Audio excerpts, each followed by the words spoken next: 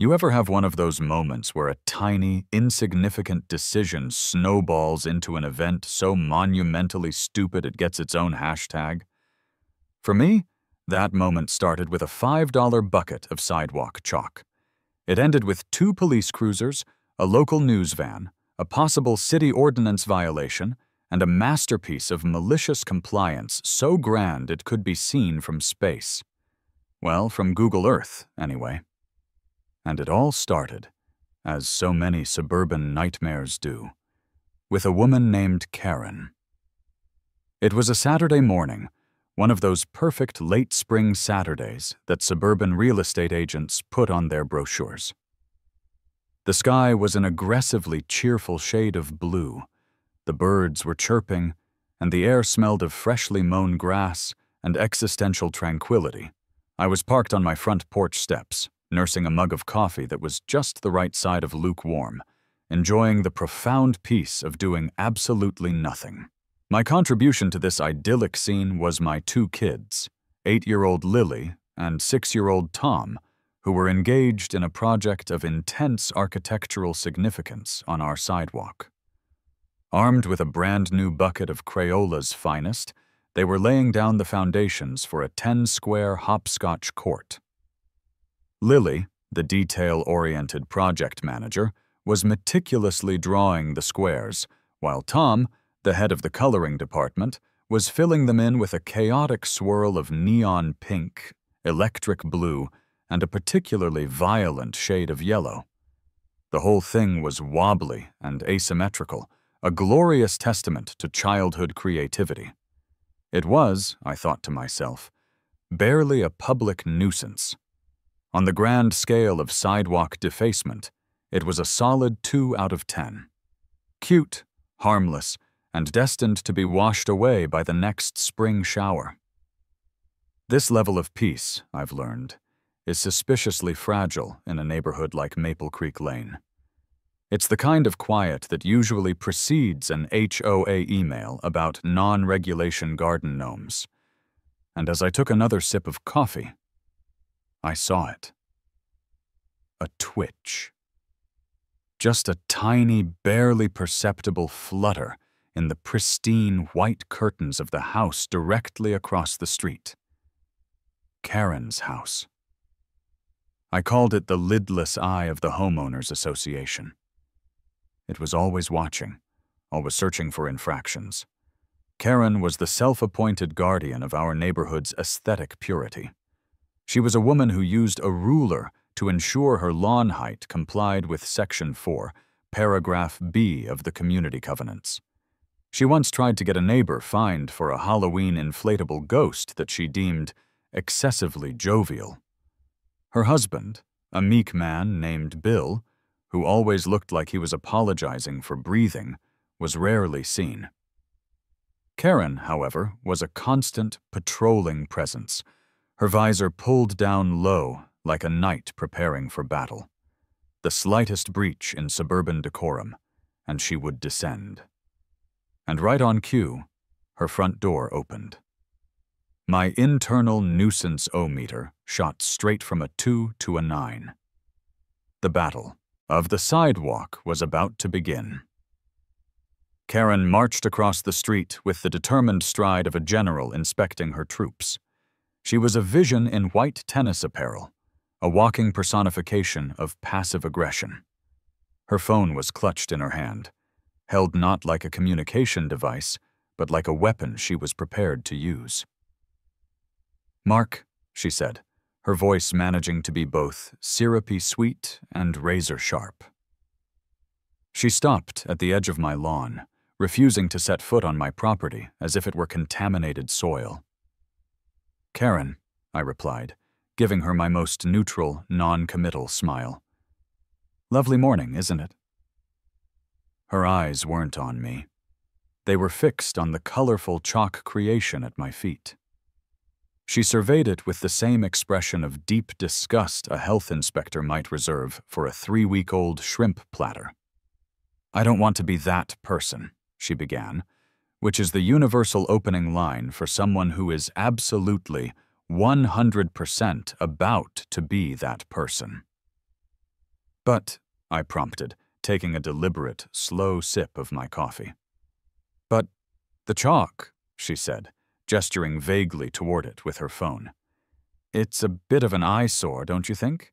It really lowers the tone of the neighborhood. Lily and Tom had stopped their work and were watching, their faces a mixture of confusion and concern.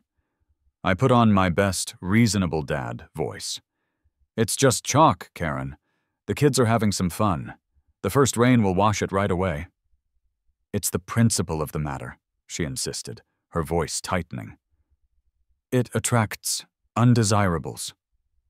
I had to physically stop myself from looking around for the roving gangs of chalk-obsessed hooligans I was apparently summoning. Undesirables? My 6-year-old is the most undesirable person I see out here, and his main vice is wanting a second juice box. I think we're safe. My sarcasm was lost on her, or more likely she chose to ignore it. It's a gateway, she said, her eyes narrowing. What's next? Graffiti? Spray paint? It starts with harmless little drawings, and before you know it, the whole block looks like a ghetto. And technically, she added, delivering the killing blow, it's vandalism of community property. My brain short-circuited. Gateway chalk? Is she for real? Is Tom going to graduate from wobbly squares to running a full-blown sidewalk tagging crew called the Maple Creek Posse? The sheer absurdity of it almost made me laugh, but I saw the genuine fear in her eyes. The fear of a world where a sidewalk might have a splash of temporary non-beige color on it. I'm going to have to report this to the HOA, she said, her thumb already tapping on her phone screen. She held it up and took a picture of the offense, the digital shutter sound echoing like a gunshot in the quiet morning air. I just wanted to give you a courtesy heads up. How very courteous of you, I said, my voice flat. She gave a curt nod and marched back across the street, her mission accomplished. My kids looked up at me, their fun thoroughly squashed. Daddy, is our drawing bad? Lily asked, her lower lip trembling. No, sweetie, I said, my blood starting to simmer. It's a masterpiece. Some people just don't appreciate great art. But the damage was done. 2 hours later, an email landed in my inbox. The subject line read, Official warning, violation of Community Bylaw 7, Section C. It was a masterclass in bureaucratic passive aggression, clearly penned by Karen herself, but sent from the official HOA account. It cited a rule about unauthorized temporary aesthetic modifications to common areas, and included her photo of the offending Hopscotch as Exhibit A. It politely but firmly requested that I remedy the situation within 24 hours to avoid further action, which I knew meant fines. My wife, Sarah, read it over my shoulder. She sighed the long, weary sigh of someone who has attended too many HOA meetings. Just wash it off, honey, she said. It's not worth the fight. You know how she is. She was right, of course. It wasn't worth it. The logical adult thing to do was to grab the hose, erase the chalk, and move on with my life.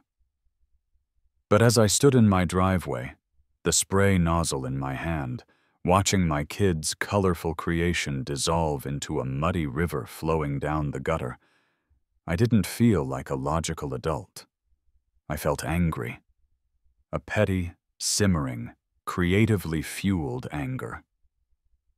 I stared at the pristine, blank, depressingly beige canvas of the sidewalk. I looked back at the HOA email on my phone, rereading the specific phrase. Unauthorized temporary aesthetic modifications. Temporary. The word echoed in my mind. She wanted the chalk gone because it was temporary. She had a problem with its fleeting, washable nature. And that's when the seed of a beautiful, terrible, magnificently stupid idea was planted. Fine. She didn't like temporary. I'd give her something permanent, something grand, something that screamed, "You picked the wrong dad with a background in graphic design and a deep-seated hatred for petty tyranny."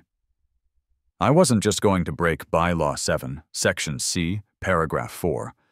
I was going to turn it into modern art. That night, long after Sarah and the kids were asleep, I retreated to my home office.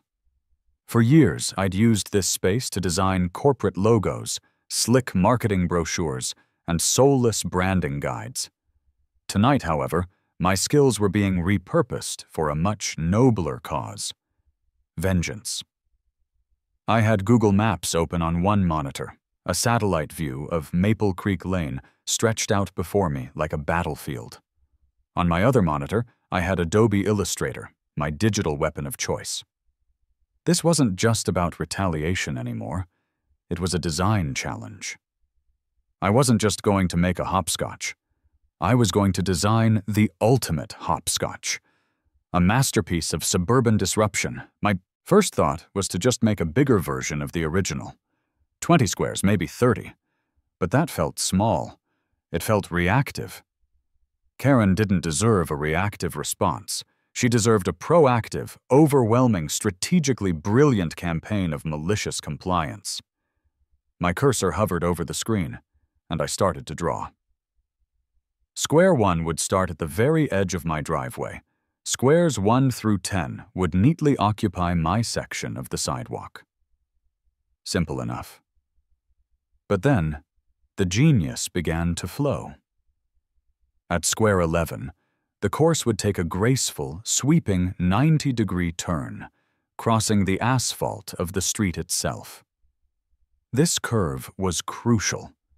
It would arc directly in front of Karen's driveway, forcing her to navigate its cheerful white lines every single time she left her house in her pearl-white Lexus. It was a subtle, daily reminder of her folly. From there, squares 12 through 25 would continue down the street, directly in the path of her morning power walk.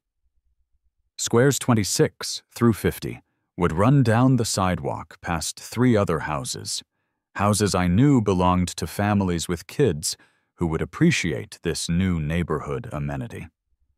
At the cul-de-sac, the course would do a full loop-the-loop, a playful flourish incorporating squares 51 through 75. Then, the grand finale, squares 76 through 100 would wind their way back up the opposite side of the street, forming a giant, block-encompassing, perfectly symmetrical loop. The final square, number 100, would land right back where it all began, at the edge of my property. It was beautiful.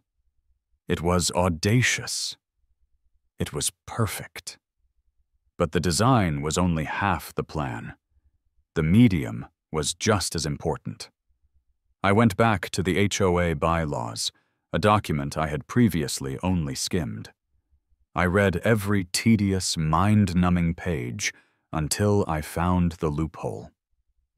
The covenants were meticulously detailed about what we could and couldn't do to our lawns, our houses, our mailboxes, and the common area sidewalks. But they were surprisingly vague about the street itself. The asphalt was city property, not HOA property. It was a legal gray area, a beautiful bureaucratic blind spot. And then I found the key. Bylaw 7, Section C prohibited temporary markings. The solution was obvious. I wasn't going to use paint from the hardware store. I Googled road marking paint. That led me down a rabbit hole of industrial coatings until I found exactly what I needed: thermoplastic paint. The good stuff. The thick, durable plastic compound that they melt down and apply with blowtorches for crosswalks and highway lines. It wasn't just permanent, it was practically geological. It would outlast Karen's pristine lawn, her Lexus, and possibly civilization itself. It wasn't an aesthetic modification. It was an infrastructure project. I saved the final blueprint, a glorious vector file titled Operation Petty Hopscotch AI, and tiptoed into the bedroom.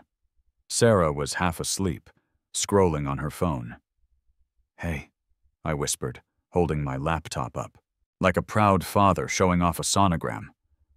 "Check this out." She blinked at the screen, her brow furrowing in confusion, then dawning horror. What is that?" "It's the plan," I said, a manic grin spreading across my face. She sat up, fully awake now. "You're going to paint 100 hopscotch squares on the entire street?" "And not just any paint," I declared proudly. "Thermoplastic, the kind that survives nuclear winter." "Mark, this is insane," she hissed, trying to keep her voice down. "You can't do this. She's going to have an aneurysm." "That's a potential bonus, not the primary goal," I countered. "The goal is malicious compliance. The bylaw says no temporary markings. This will be a permanent neighborhood feature. A landmark. We'll be promoting community fitness. They're going to fine us into oblivion. They'll sue us." "They can't," I insisted, showing her my research. "The street is city property. The HOA has zero jurisdiction over the asphalt. And we're not technically breaking any city laws that I can find. It's a legal masterpiece." She stared at me, then at the blueprint, then back at me. She was caught somewhere between utter mortification and reluctant admiration. I could see the internal struggle in her eyes. The responsible adult in her was screaming, "This is a terrible idea!" But the part of her that had also endured years of Karen's tyranny was whispering, "Do it." Finally, she let out a long, defeated sigh. "This is on you, Mark. When we're pariahs, I'm telling everyone it was your idea." But as she turned to switch off the light, I saw the flicker of a smile playing on her lips. I had her tacit approval. Phase 1 was complete. The next morning I started making calls. It's surprisingly difficult to find a contractor willing to engage in suburban warfare. The first 3 line painting companies I called hung up on me after I explained the job, probably assuming it was a prank. But the 4th call, to a local outfit called Precision Line Painting, Inc., was different.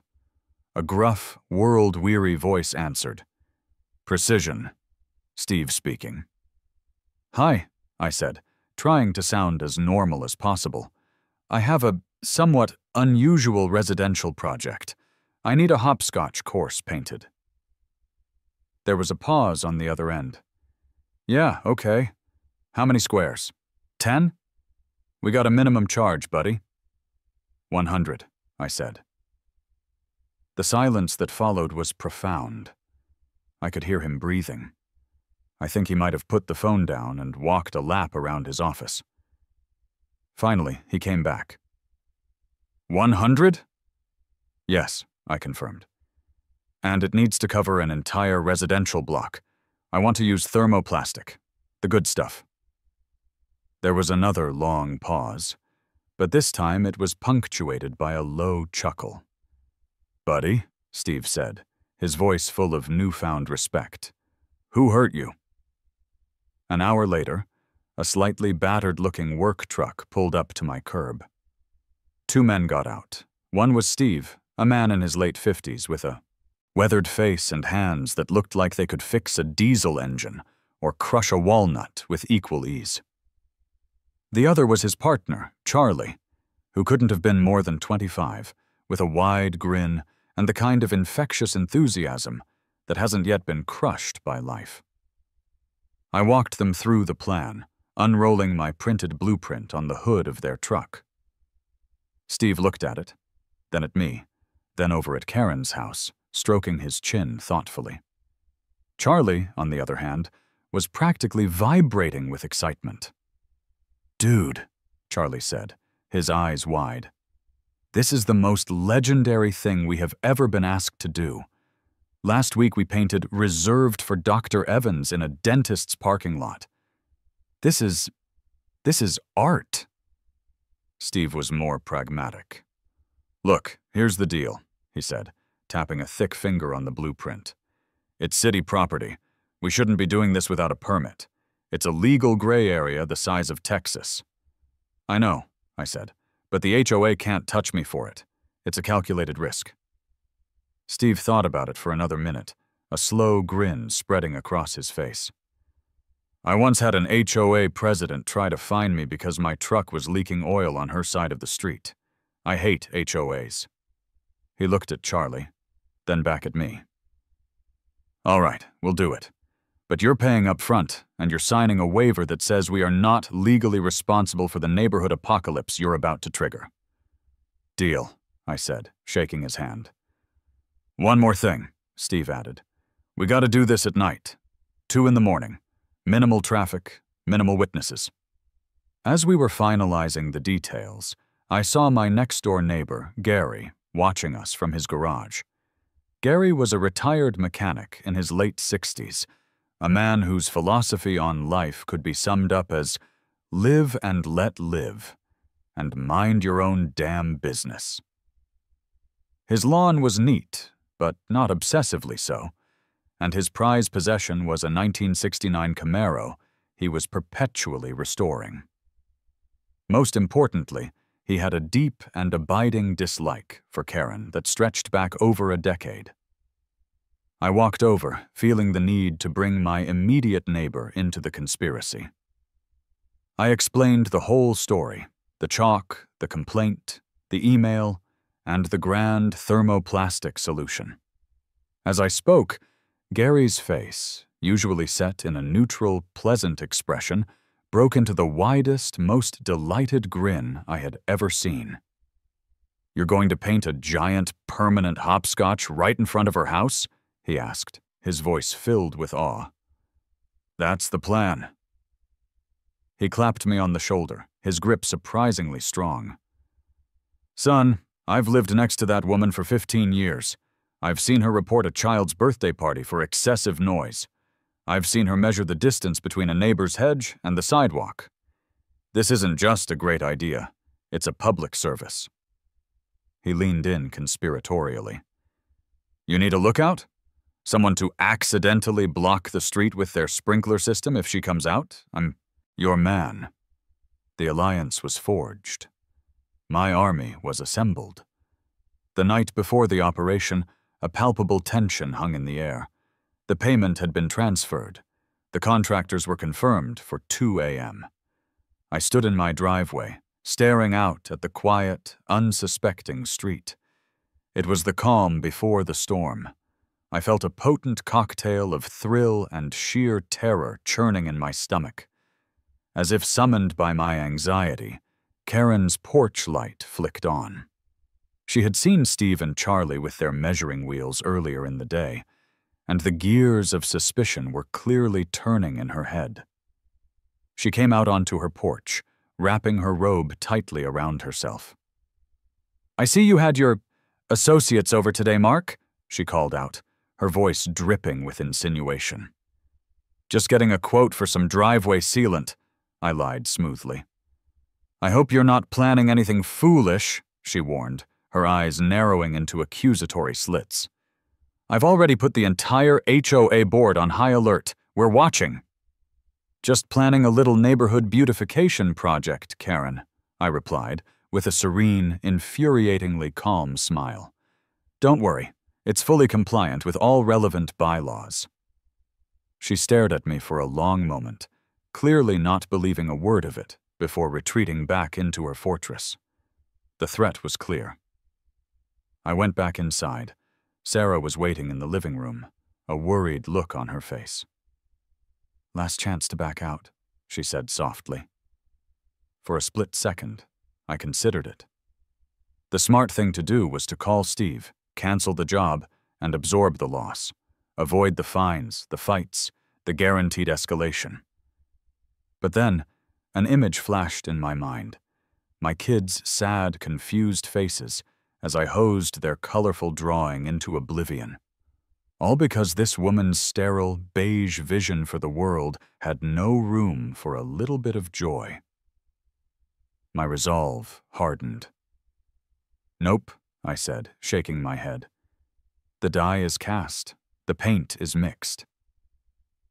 I walked over and gave Sarah a kiss. "Tonight, we make history, or at least a really, really big hopscotch." She shook her head, but she was smiling now. "Okay, Picasso, just try not to get arrested." "No promises," I said. "Wake me up at 1:45. It's go time." The alarm on my phone buzzed at 1:45 a.m., a gentle but insistent vibration that felt like it was shaking my very soul. Getting out of a warm bed at this hour feels unnatural, a violation of some ancient human contract. But this was for a cause. I slipped out of bed, pulled on a pair of jeans and a dark hoodie, and tiptoed downstairs. Outside, Maple Creek Lane was cloaked in the deep, silent black of suburbia after midnight. The only light came from the moon and the evenly spaced, lonely-looking streetlights. It was showtime. At precisely 2:00 a.m., a large, dark truck crept down the street with its headlights off, coasting to a silent stop in front of my house. The logo on the side, Precision Line Painting Inc., was barely visible. The doors opened with a soft click, Steve, and Charlie emerged, moving with the quiet efficiency of a commando unit. They weren't just contractors anymore. They were my co-conspirators. "Evening, boss," Steve whispered, his voice a low rumble. "Ready to make some trouble?" "Born ready," I whispered back, my heart pounding a nervous rhythm against my ribs. I handed him a high-visibility vest. "Here, for ironic authenticity." He chuckled and pulled it on. I put one on myself, feeling both official and utterly ridiculous.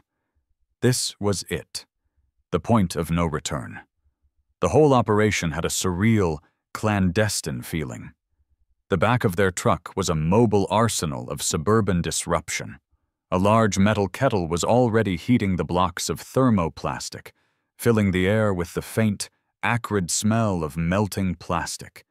They had metal stencils for the numbers, propane tanks, and a long-handled applicator with a blowtorch attached.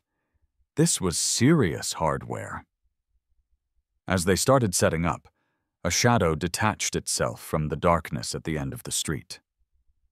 It was Gary, our lookout, dressed in dark clothing and carrying a wrench. He gave me a solemn nod, then proceeded to kneel by the master valve for his sprinkler system, pretending to be engaged in some urgent, middle-of-the-night plumbing repair. He was a natural. I unfurled the blueprint on the hood of my car, and we used a small flashlight to go over the plan one last time. "Okay," I directed, my voice a conspiratorial whisper. "Squares 1 through 10, right here. Keep them clean, keep them crisp." "You got it," Charlie said, his eyes gleaming with excitement. He was born for this. They worked like a well-oiled machine. Steve would lay down the metal frame for the square.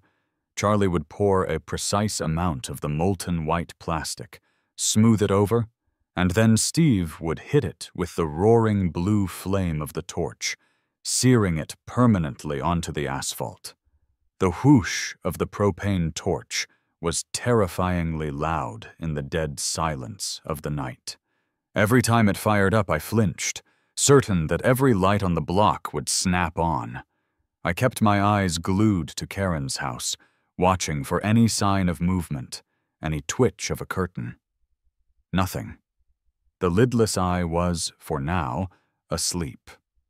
One by one, the squares appeared on the pavement, stark white against the dark gray asphalt.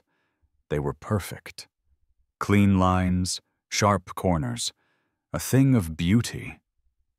We finished the first 10 squares on my sidewalk in what felt like record time. "All right, Phase 2, I whispered, pointing to the blueprint. "The Arc of Triumph. Right in front of her driveway.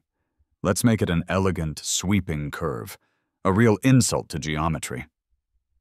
"One aesthetically offensive arc coming right up," Steve grunted, a hint of a smile on his face. They moved into the street, their movements practiced and sure. The generator on their truck hummed, a constant, low thrum that seemed to vibrate through the soles of my shoes. They laid down the curve, square by perfect square. 11, 12, 13. It was happening. It was glorious. We were at square 17, right at the apex of the curve, when it happened. The light in Karen's upstairs window snapped on. My blood ran cold. Steve and Charlie froze, their heads whipping toward the house. Gary, down the street, gave a subtle, prearranged hand signal. Enemy sighted. The window slid open with a screech. A figure appeared, silhouetted against the light. And then came the shriek. It was a sound of pure, unadulterated rage, a piercing wail that shattered the midnight silence.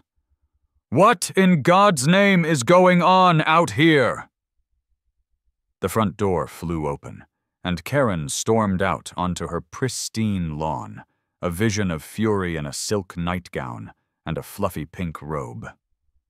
Her hair was a mess, her face a mask of disbelief and incandescent anger. "You!" she screamed, pointing a trembling finger at me. I was caught, literally, standing over a molten square of thermoplastic with a blueprint in my hand. There was no denying it. "What are you doing to the street? This is vandalism. I'm calling the police." I took a deep breath and put on my calmest, most reasonable voice. "Just a little community improvement project, Karen," I said, trying to sound helpful. "We're improving pedestrian safety and encouraging childhood fitness. We're almost done with your section." Behind me, I heard Steve mutter to Charlie, "Phase 2 initiated. The eagle has screeched."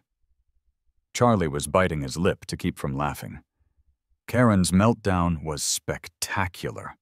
She whipped out her phone and started taking pictures, the flash strobing manically in the darkness.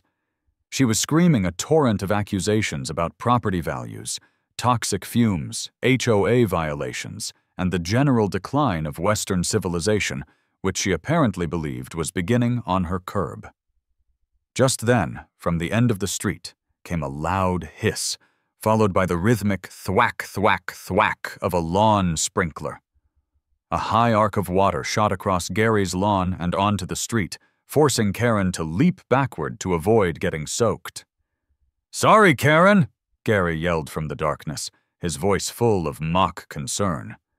"Faulty timer? Just can't seem to get the darn thing right." Karen was sputtering, momentarily distracted by the sprinkler attack, when the street was suddenly bathed in flashing red and blue lights. 2 police cruisers were rolling silently down the block, coming to a stop behind the contractor's truck. The gig was up. 2 officers got out. The first, Officer Miller, was young, with a crisp uniform and a serious, by-the-book expression. The second, Officer Davis, was older, probably a few years from retirement.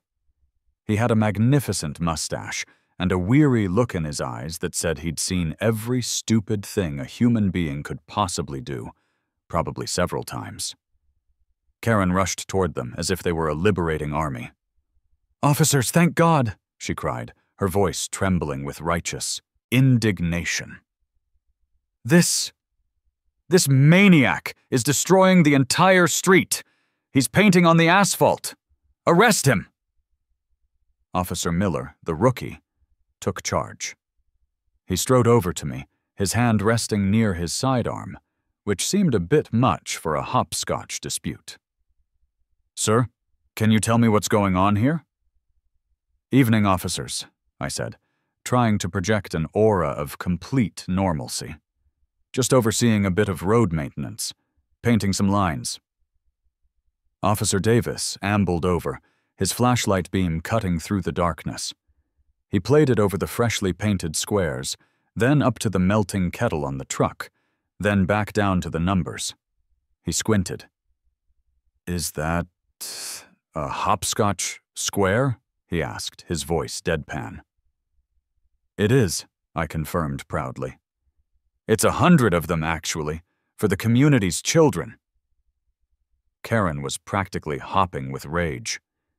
"He's doing it to spite me," she yelled, "because I reported his illegal chalk drawing. This is retaliation." Officer Davis turned his head slowly and looked at his younger partner. He spoke just loud enough for me to hear. "Oh, it's a chalk dispute. Of course it is. It's 3 a.m. on a Tuesday. I knew it was going to be a chalk dispute." Officer Miller, bless his heart, was trying to follow protocol. "Sir, do you have a permit from the city for this work?" This was the moment I had prepared for. "Officer, as I understand it, this is public property. We are not obstructing traffic, nor are we creating a public hazard. In fact, one could argue we are adding a valuable recreational asset to the community." I pulled out my phone and showed him the HOA bylaw. Furthermore, the HOA, which governs our community, only prohibits temporary markings. "As you can see," I said, gesturing to Steve's industrial-grade equipment, "this is anything but temporary." Miller looked confused. He looked at the street, then at my phone, then at his partner. But Officer Davis wasn't looking at me. He was staring at the grand, sweeping arc of squares in front of Karen's driveway, and I could see the corners of his magnificent mustache begin to twitch. He was fighting a losing battle with laughter. He finally turned to me, his face a mask of weary professionalism. "So, let me get this straight," he said, his voice slow and deliberate. "You are painting a city block-sized hopscotch game with highway-grade thermoplastic on a public street because this lady complained about your kid's chalk drawing?" "When you say it like that, it sounds a little crazy," I admitted. "A little?" he deadpanned. He turned to Karen. "Ma'am, technically, is he damaging your property?" "He's damaging my sanity," she shrieked. "And my property value. This is anarchy." "Unfortunately, ma'am, damaging someone's sanity is not a criminal offense in this state," Davis said with a sigh. He looked back at me. "Look, son, I don't know what law you're breaking here. Honestly, I don't think there is one for this. It's city property, so it's their problem, not ours. For now, try to keep the blowtorches down to a dull roar, would you? Some of us are trying to sleep." He and Miller got back in their cars. As they pulled away, I saw Officer Davis in his passenger seat, his shoulders shaking. He was laughing. The police had come and gone, and I hadn't been arrested. I had won the battle. Now it was time to finish the war. With the police gone, Karen was left standing on her lawn, sputtering in impotent rage. She finally gave up, letting out one last frustrated scream before stomping back into her house and slamming the door. A cheer went up from my team. "That was awesome!" Charlie exclaimed. Gary gave me a triumphant thumbs up from his sprinkler valve. "All right, let's finish this before the sun comes up," Steve said, a newfound respect in his eyes. They worked with renewed vigor, fueled by adrenaline and the sheer joy of our victory. The roar of the torch no longer felt scary. It felt triumphant. They laid down square after square, following the blueprint perfectly, looping around the cul-de-sac and heading back up the other side of the street. As the first hints of dawn began to streak the eastern sky with pink and orange, they painted the final square. Number 100. It landed perfectly, right back in front of my house, completing the great circle. We had done it. We stood back in the slowly growing light, admiring our handiwork. The entire street was now a single, continuous, glorious game. It was absurd. It was magnificent. Steve and Charlie packed up their gear, we shook hands, and they drove off into the sunrise like heroes departing a battlefield. As the sun climbed higher, the neighborhood began to stir. People emerged for their morning jogs or to grab their newspapers. The reactions were a beautiful symphony of human emotion. Jaws dropped. People stopped in their tracks, shielding their eyes. I saw Mr. Henderson from 4 doors down, a stoic accountant, just stare at it for a full minute before slowly shaking his head and going back inside. The Millers, who had 3 young kids, came out and just started laughing. Then my own kids, Lily and Tom, came bursting out the front door. They stopped dead on the porch, their eyes as wide as dinner plates. "Daddy," Lily whispered, her voice filled with a holy reverence. "Did you do this for us?" I knelt down and pulled them into a hug. "I did," I said. They let out a simultaneous cheer of pure joy, and without another word, took off. Lily started at square one, her little legs pumping as she hopped down the sidewalk. Tom followed right behind her. Soon, other neighborhood kids, drawn by the commotion, came running out of their houses and joined in. The silent, sleepy street was suddenly filled with the sounds of laughter and the rhythmic thump, thump, thump of sneakers on pavement. Then, another vehicle arrived. A white van with a giant 8 on the side. Channel 8 News. Someone, probably a delighted neighbor, had called them. A ridiculously perky reporter with perfect hair and a microphone stepped out. She took in the entire scene. The sprawling, pristine white hopscotch, the flock of joyous children playing on it, and the single, dark window of Karen's house with the curtains drawn tight. And her face lit up. She knew she had struck television gold. She beelined straight for me. "Sir," she said, shoving the microphone in my face, "I'm Jessica from Channel 8. Can you tell us what inspired this massive work of art?" I looked from the reporter's eager face to my laughing children, then cast a pointed glance across the street at Karen's house. A huge, triumphant, and utterly shameless grin spread across my face. "Well, Jessica," I began, "it all started with a simple desire to promote community fitness." The next 24 hours were a blur. I became, for a brief and surreal moment, a local celebrity, or maybe a local folk hero, or, depending on who you asked, a local menace. By lunchtime, our story was the lead on the Channel 8 website. The headline read, "Suburban Dad's Hopscotch Rebellion Goes Viral After Chalk Complaint." They used the term malicious compliance, and I felt a surge of pride.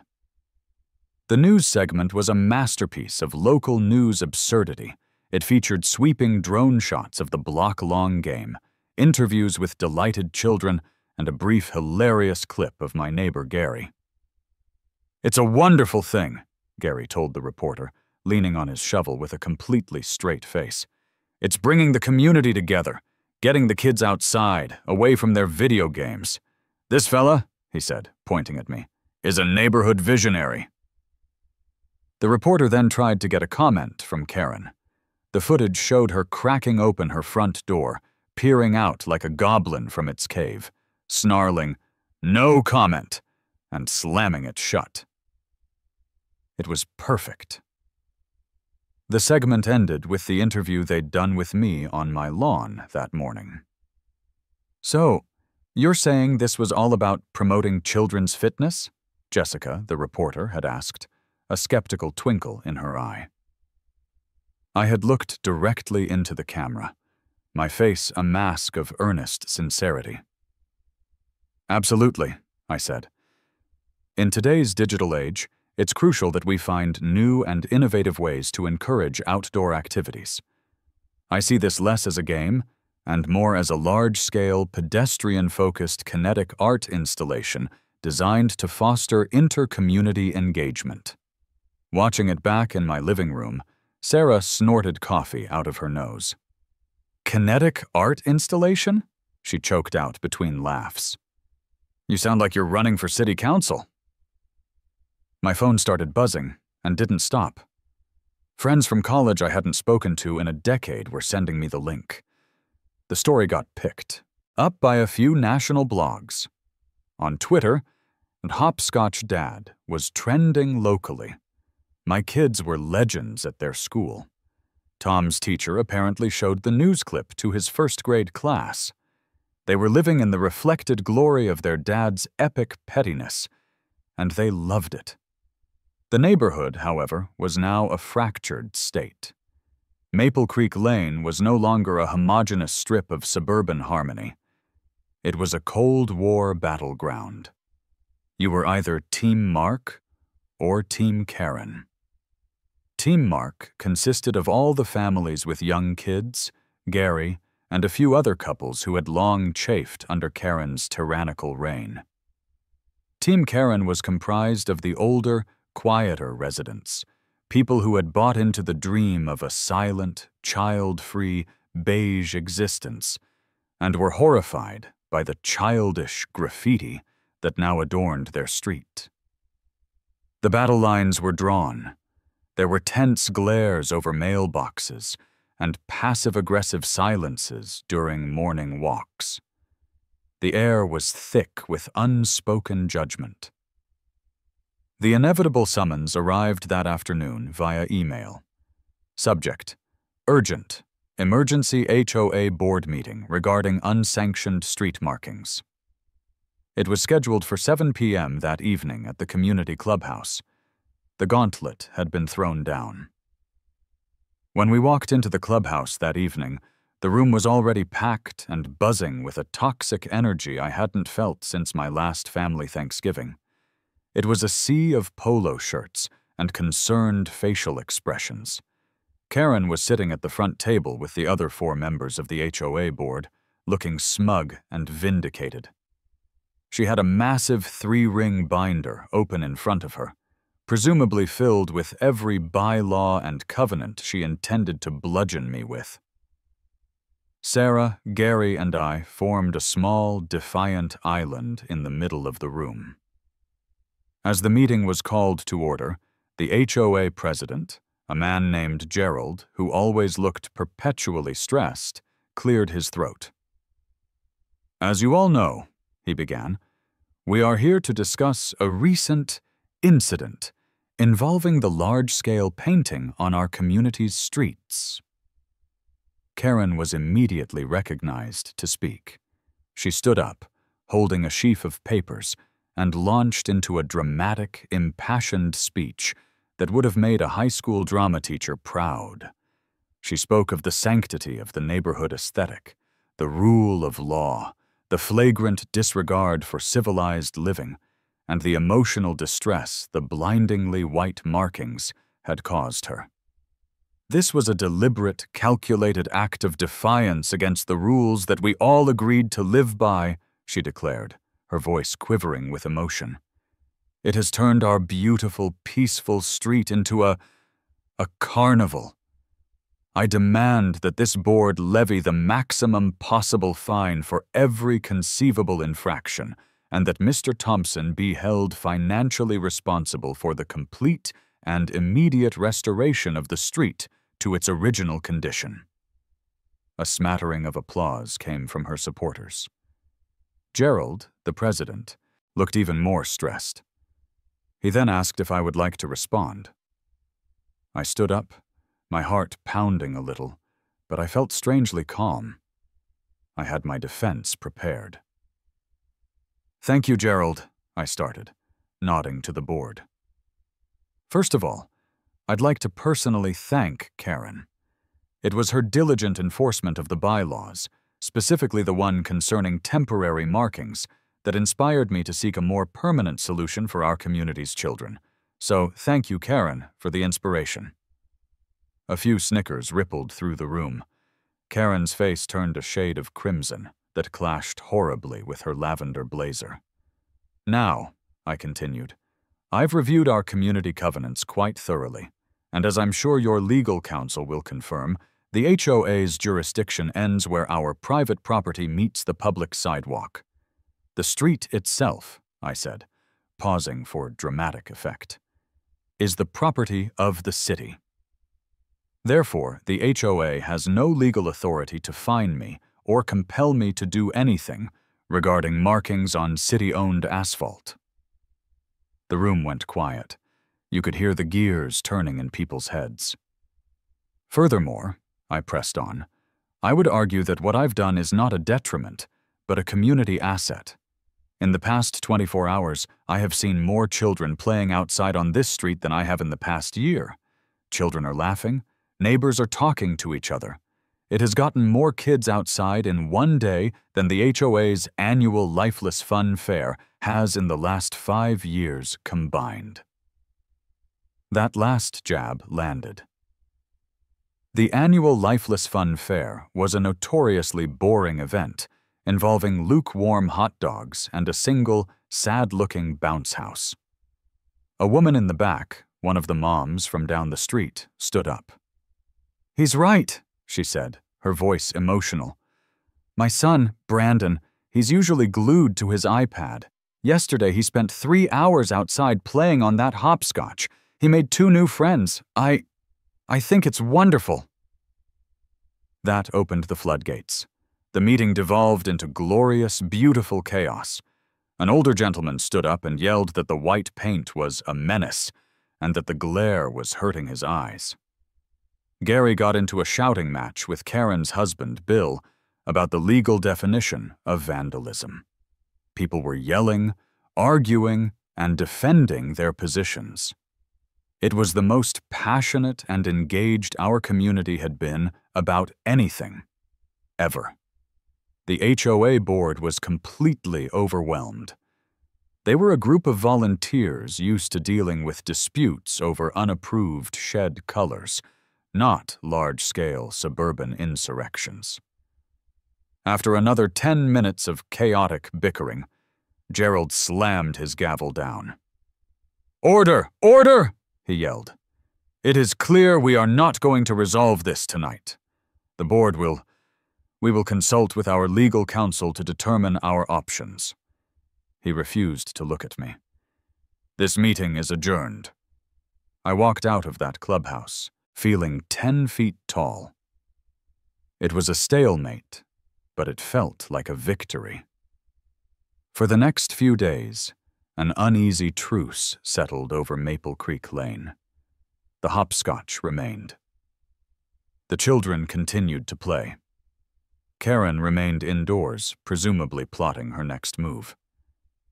I was waiting for the other shoe to drop, which I assumed would be a strongly worded letter from the HOA's lawyer. Then, a week after the emergency meeting, a certified letter arrived. My heart sank. It wasn't from the HOA. The return address was the city of Northwood, Department of Public Works. This was it. The real consequences. The city was a much bigger beast than the HOA. I suddenly had visions of myself in court, facing fines that would require me to sell a kidney. With trembling hands, I tore open the envelope. The letter was dense with the kind of bureaucratic jargon designed to intimidate normal citizens. It said the city had been made aware of an unsanctioned modification to public pavement on Maple Creek Lane. It went on to state that while they do not condone or encourage citizens taking such matters into their own hands, they had dispatched a city engineer to inspect the work. My stomach churned. This was the end. But then I got to the final paragraph. It read, "The markings used are of a professional, traffic-grade thermoplastic quality, are not impeding the flow of traffic, and do not pose any discernible safety hazard to motorists or pedestrians. Furthermore, due to the city's recently launched Community Health and Wellness Initiative, which aims to promote outdoor activity for our residents, we have made the decision to classify the installation as a pilot recreational pathway. No further action will be taken at this time. We will monitor its public usage and community impact for potential implementation in other neighborhoods. I read the paragraph again, and then a third time. It couldn't be real. A slow, bubbling sound started in my chest. It grew until it burst out of me in a loud, uncontrollable, joyous laugh. Sarah came running in from the kitchen, a look of alarm on her face. "What is it? Are we being sued?" I handed her the letter, unable to speak through my laughter. She read it, her eyes widening with each word. A slow smile spread across her face. "Pilot recreational pathway?" she said, her voice filled with disbelief and awe. "You did it!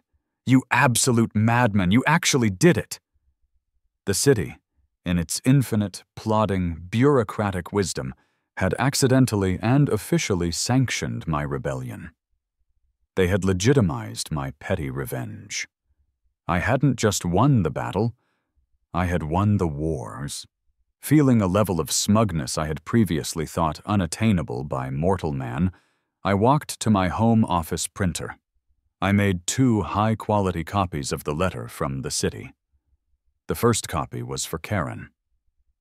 I walked across the street, humming a cheerful, jaunty tune, and used a piece of packing tape to affix the letter directly to the center of her front door. It felt like Martin Luther nailing his theses to the church door, only my protest was about hopscotch, not papal indulgences. I gave it a satisfying pat and walked away without looking back. The second copy was for the HOA. I drove to the community clubhouse. The doors were locked, but the large bulletin board in the entryway was visible through the glass. It was covered in faded flyers for yoga classes and notices about lawn maintenance.